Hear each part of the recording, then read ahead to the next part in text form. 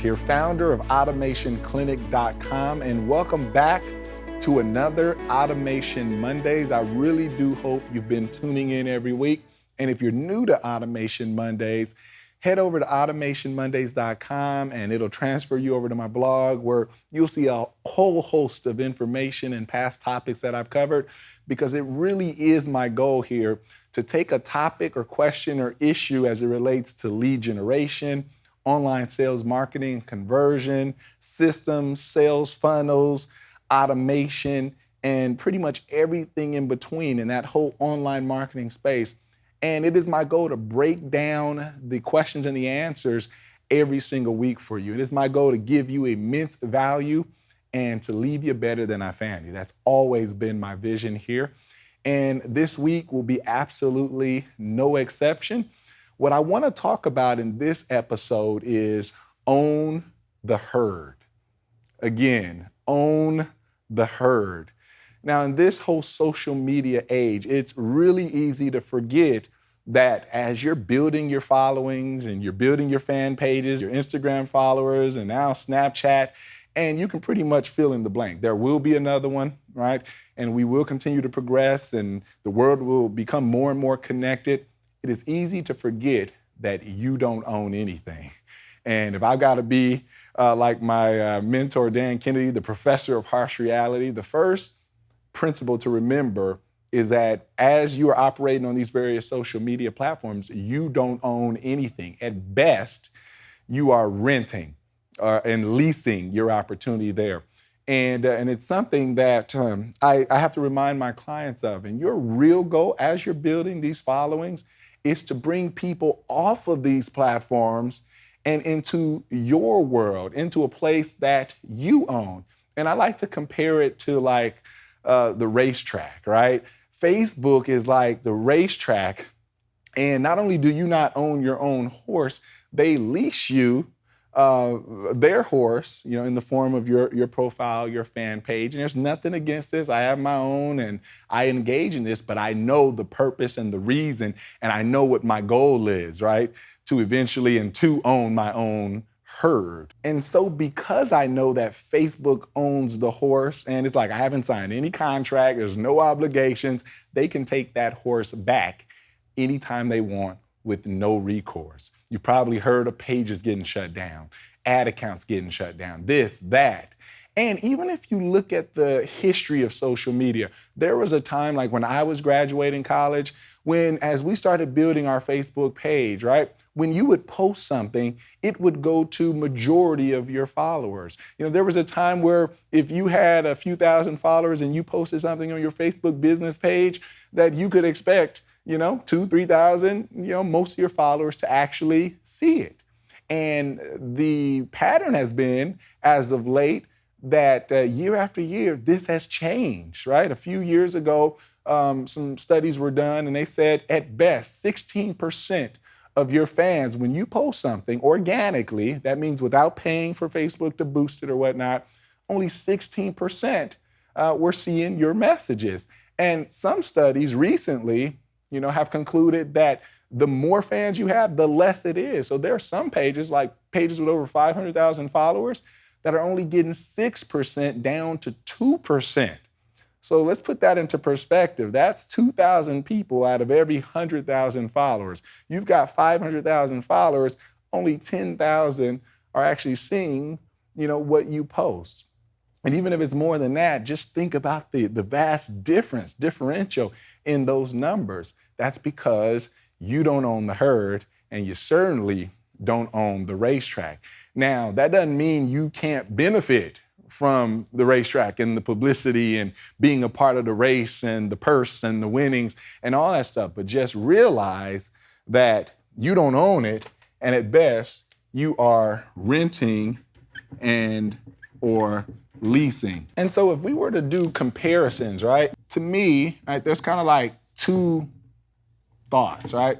And you've kind of got like a direct response marketing approach. And this is what I advocate. If you've never heard that word before, just Google direct response marketing.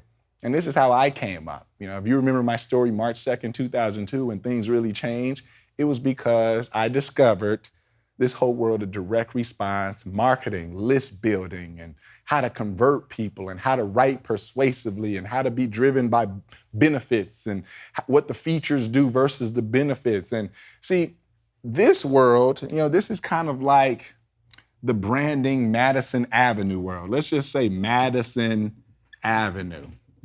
And when someone doesn't understand marketing, and especially direct response marketing, every one of us thinks we're an advertiser, right? When somebody gets an idea or they start a business, because we're exposed to thousands and thousands of messages per day, we all feel like we've got this advertising marketing bug, and we really don't. And it's because of Madison Avenue. We sit around, we watch Super Bowl ads, we laugh at them. I remember Tony Robbins in one of his courses, he talked about Nissan and how they made this revolutionary commercial. It won the advertising awards, the advertising agency that created it was about Mr. X or something. And it was a comical ad or whatever, and people loved to watch it and laugh. But when they actually did the research and the studies and asked people, what, that ad, that award-winning ad, what company was that from? What car did that promote? They couldn't even tell you. Because the advertising was about branding and it was about all the things except for the true goal, to sell more cars. And so when it comes to like Facebook and social media and things like that, people think because you got 1 million followers, that means $1 million in the bank. And if you've got 1 million followers, do you got $1 million in the bank?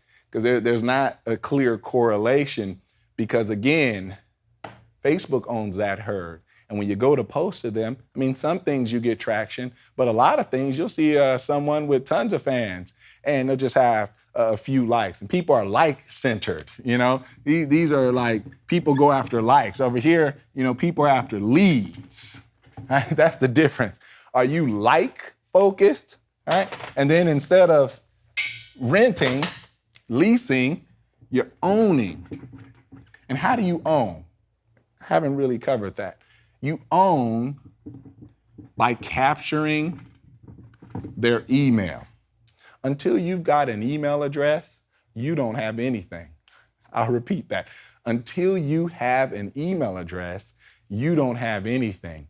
And so when you have an email address, when you put your focus on building your list building can be argued one of the most important tasks of an online entrepreneur. You're building your list. You've probably heard it said before. The fortune is in the list. The fortune is in the follow-up.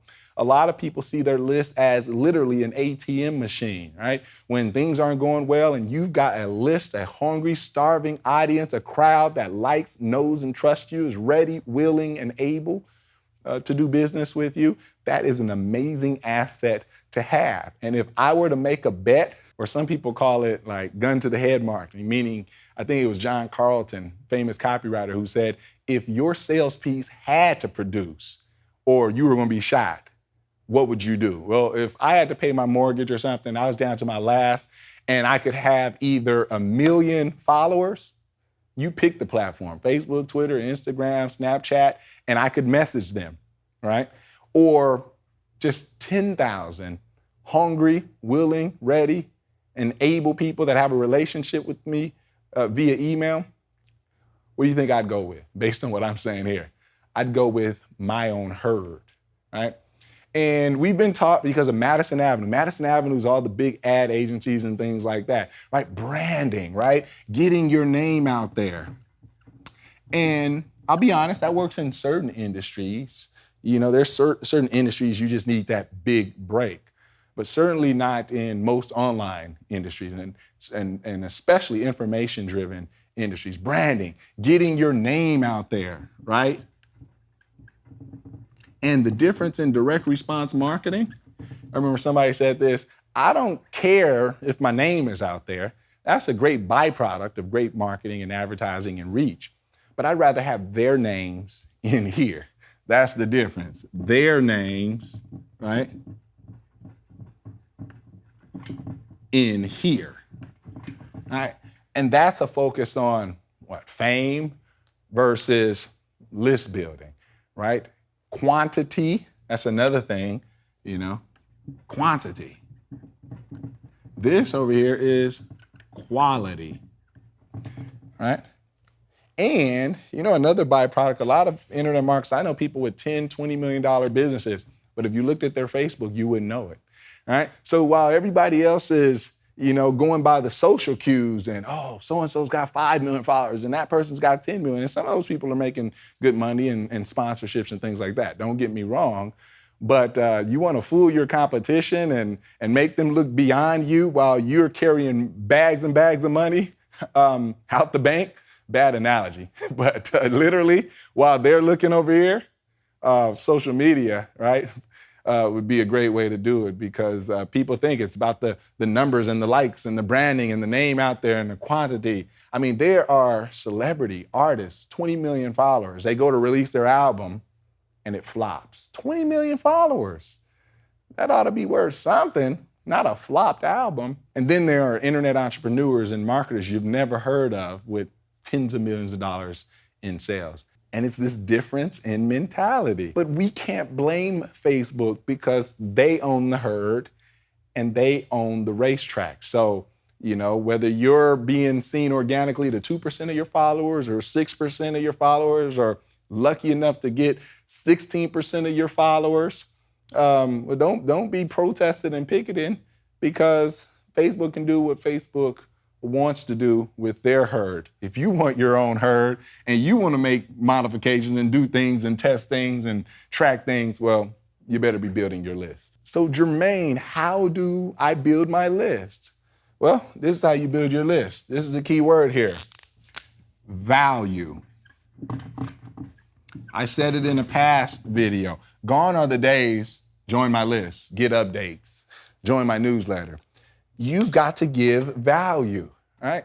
My list is growing here because you found my Automation Mondays. You say, boy, he gives away great content. He hasn't asked me for anything, right? Give value and people will follow you. Now, you don't always have to just put out things like I'm doing here. For every one of these Automation Monday videos, I've got things that you won't be able to see unless you give me your email address. For example, my 26-page report, how to harness the power of automation to work less while making more. Right? You got to give me your name and email for that. And tens of thousands of people have done that. I've got other video series that whether you're into systematizing your business, you'll go down that path and you'll have to give me your email address and then you'll go on and you'll see my videos. I'll say something hopefully that resonates with you. I'll build a relationship. I'll build rapport with you. Something about it, you say, I like that guy, or you say you don't, and you're either in my herd or you unsubscribe. I continue to build that relationship, and at some point, where the stars align and it's the right timing and you need what I've got to offer, you invest in one of my courses. And that's exactly how it works, and that's how it continues to work. That's how you build your list. I had one client, and he bought my coaching for his team. You may know Ramit Sethi, I Will Teach You to Be Rich. And I was humbled even to find out that they had what they call carrots. They call like their value pieces out there, which are like ebooks. Like, for example, they teach people in personal finance and careers, and it could be like 10 interview questions that you must get right? But in order for someone to download those 10 interview questions, and if you're going out for a job and you like, know, and trust Ramit and you like what he's about, you're going to go download that 10-point checklist to make sure when you do that interview on Friday, you've got it down pat, right? He calls them carrots, these little lead generation devices, right? He's got 300 of those. I mean, maybe at Automation Clinic, I've got 7 to 13 things you could give me your email address for, certainly more at Here and Play, but not 300 different devices out there on social media, on his website, on various landing pages, looking at all the needs and desires of his prospects or even future products that he wants to get into, because he started in finance and then he went into careers and then he went into taking your hobby and starting a business and making your first $1,000. Then he went into cooking and he's doing all kinds of things now. So think about all the little things that, while you're posting your quote cards and you're posting pictures on Facebook, how can you be posting one of your carrots, right? And every day, reserving one of your posts, reserving some time to promote your carrots, understanding the game. It's okay to rent and lease. It's okay. That's fine. if you understand what the end game is. It's okay to get likes, right? But you're not like-centered. Hopefully you're lead-centered. It's okay. Everybody wants to have their name out there. And, if that's your vision, okay. But understand that you can't go trying to copy a billion-dollar corporation with hundreds of millions of dollars to waste. Like, man, a lot of those companies went over to direct response marketing, but hey, the fact of the matter is they can shower you so you know their name. That Chevron gas, by the colors alone, I know from a mile away, that's a Chevron gas station. Yes, they burnt their logos, their colors, their branding, their jingles, their mottos, their slogos into the fabric of my brain and my memory. But do you have the budget to do that? And if you don't have the money to get your name out there and got that gun to your head and can't be dependent on chance, now there are people from their garage that go viral, but that can't be a strategy in and of itself. That's a byproduct. That's something that I'll take that. If my stuff goes viral and I'm on Ellen or Oprah next week, great. It's a byproduct, but strategically, that's not where I'm going to be centered. I'm going to be centered on owning my herd. I'm going to be centered on generating leads. I'm going to be centered on getting their name in here, quality over quantity, and ultimately giving value and putting those little lead carrots out there, those lead devices. Other people call them lead magnets. In another video, I covered what is the information in what you do. Figuring out specific topics and things that you can cover to nurture your list, even to protect your list. I talked about taking the consumer advocacy approach, right? Find the information in what you do, lead with that, create value, use these social media platforms and racetracks, to pull people away from them into your own world where you own the herd, because he or she who owns the herd wins. You own the herd. That's your herd. Whether it's Facebook today, Twitter tomorrow, Instagram the next day, Snapchat, or whatever is going to take the market, right? You've got your consistent herd, and you can use whatever the fad is today to get their name in here. And even beyond email is the start, but really mailing address. Once they become a customer and you have their mailing address, and surely that can change, but now we're really getting deep. A lot of people think mail addresses and direct mail is dead, but it really isn't. Being in their mailbox now, what was old becomes new. What's new becomes old. It's all a circle of life. It's all a cycle, right? So I hope in this edition of Automation Monday, I've given you some things to think about, especially if you're social media driven. It's not a bad thing. I'm not sitting here, admonishing you for it, but just giving you something to think about. To be more centered on lead generation, giving value, nurturing your list. Later we'll talk about how to follow up with your list, how often to follow up, some of the things that you can do to build that relationship in leverageable ways. But that's the idea. Own your herd. You got it? All right, Jermaine Griggs signing off this edition of Automation Mondays, brought to you by Automation Clinic. And remember, let your business run itself.